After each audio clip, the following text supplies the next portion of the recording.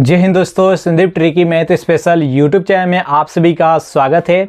Bihar police constable नई भर्ती 2023 जिसमें टोटल पोस्ट है 21,391। ये वीडियो आप लोग के लिए बेहद इम्पोर्टेंट है। जैसे सिलेक्शन के लिए रिटेन और फिजिकल इम्पोर्टेंट है, वैसा ही सिलेक्शन के लिए डॉक्यूमेंट्स भी इम्पोर्टेंट है। तो बिहार पुलिस कांस्टेबल में कौन कौन से डॉक्यूमेंट्स की ज़रूरत पड़ती है, कौन कौन से डॉक्यूमेंट्स आप लोग के पास रहना चाहिए, कितना महीना पुराना होना चाहिए, कैसा रहना चाहिए, सब कुछ इस वीडियो में हम क्लियर करने वाले हैं। तो इस वीडियो में अंत तक बने रहिएगा। तो चलिए स्टार्ट करते हैं, थोड़ा सा इसके बारे में जान लेते हैं। देखिए, इसमें टोटल पोस्ट है इस बार कितना है, तो 21,391। इसके लिए टोटल कितना कैंडिडेट है जो कि फॉर्म अप्लाई किए हैं, तो 27.5 लाख फॉर्म अप्लाई किए हैं। तो इस बार कंपटीशन बहुत ही अधिक है। तो अच्छा से रिटेन की तैयारी कीजिए, थोड़ा सा फिजिकल पर भी फोकस कीजिए, तो आराम से इस बार आपका सिलेक्शन हो जाएगा। वर्दी इस बार पहन लीजिएगा। तो अब यहाँ पर बारी बारी से डॉक्यूमेंट्स के बारे में जानते हैं कि कौन कौन सा डॉक्यूमेंट्स की ज़रूरत पड़ेगी। तो देखिए, डॉक्यूमेंट्स में कुछ इंपॉर्टेंट डॉक्यूमेंट्स बता देते हैं। देखिए, डॉक्यूमेंट्स कब कब लगता है, तो देखिए डॉक्यूमेंट्स लगने की जगह बता देते हैं। सबसे पहला जब डॉक्यूमेंट्स कब लगेगा, तो जब आप का रिटेन क्लियर हो जाएगा और फिजिकल के लिए आपका सिलेक्शन होगा। तो जैसे ही आप फिजिकल कंप्लीट कर लीजिएगा, यानी रनिंग, हाई जंप, गोला, आपका जितना मापांक है यानी हाइट, चेस्ट सब माप लिया जाएगा। उसके बाद से आपके पास गेट पास दिया जाएगा। गेट पास किस लिए दिया जाता है, तो डॉक्यूमेंट्स लाने के लिए। तो गेट पास आपको मिलेगा, तो उस गेट पास के सहारे आप जाइएगा, अपना डॉक्यूमेंट्स लेकर चलाकर, और डॉक्यूमेंट्स वेरिफिकेशन होता है। तो वहीं डॉक्यूमेंट्स वेरिफिकेशन जब फिजिकल के टाइम में, तो वहाँ पर कौन कौन सा डॉक्यूमेंट्स सबसे मांगा जाएगा उस सब कुछ यहाँ पर बताते हैं।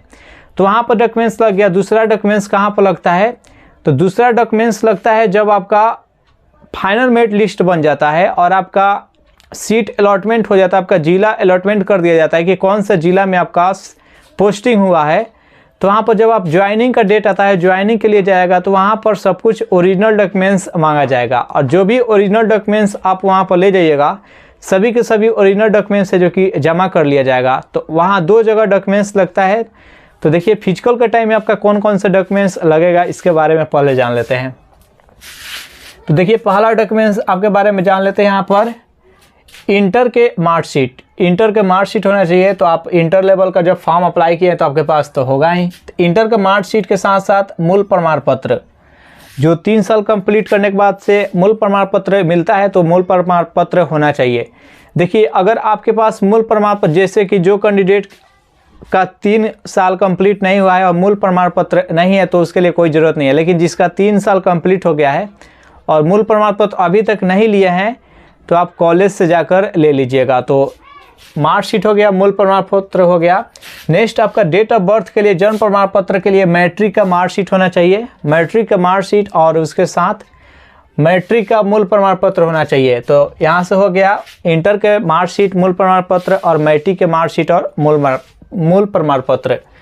नेक्स्ट यहाँ पर आधार कार्ड होना चाहिए। आधार कार्ड, ड्राइविंग लाइसेंस, यानी पहचान पत्र के लिए कोई भी आपका एक रहना चाहिए, लेकिन सबसे ज़्यादा सटीक रहेगा आधार कार्ड आपसे हमेशा मांगा जाएगा।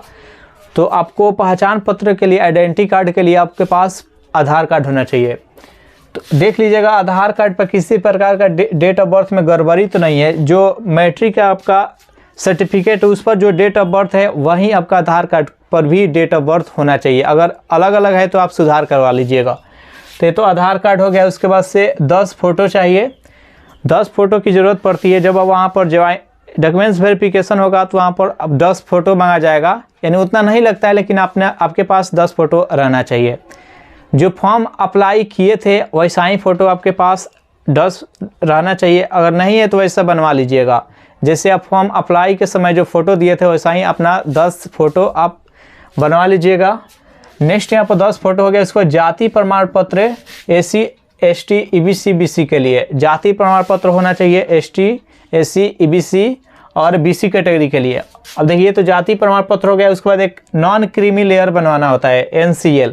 नॉन क्रीमी लेयर कौन कैंडिडेट बनाएंगे, तो जो EBC और BC कैटेगरी के कैंडिडेट है और जिनका जो सालाना इनकम है 8 लाख से कम है, तो वहाँ पर वो नॉन क्रीमी लेयर बना लेंगे। नॉन क्रीमी लेयर वो बनवा लेंगे। नॉन क्रीमी लेयर अगर आपके पास रहेगा तभी आपका EBC और BC का जो छूट मिलता है वो आपको छूट मिलेगा।